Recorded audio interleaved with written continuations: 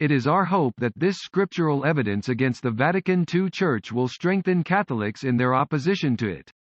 The biblical prophecies which pinpoint our present situation also enable Catholics to have a better understanding of how God views the developments and events of the last 50 or so years.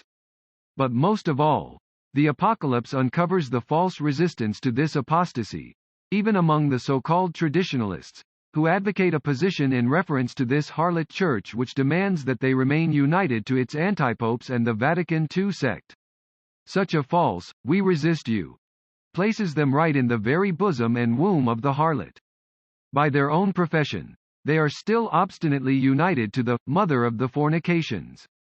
They still confuse the great harlot with the immaculate bride of Christ.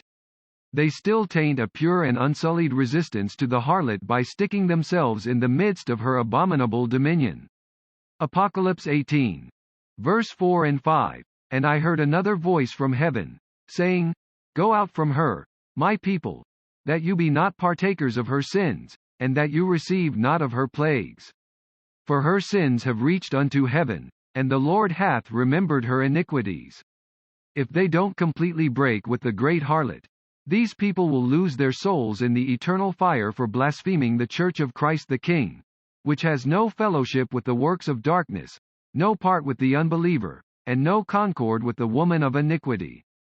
Though much of the world has been engulfed by the great harlot, the immaculate bride of our Lord still exists in all her purity, though she has been reduced to a remnant and forced underground.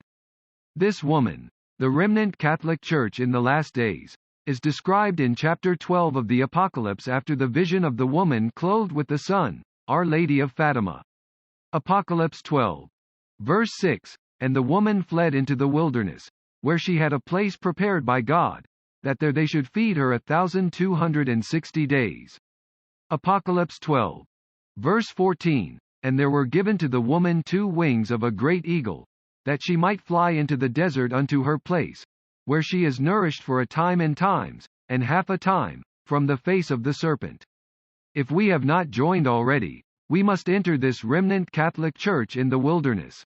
We must maintain the faith once delivered to the saints, Jude chapter 1.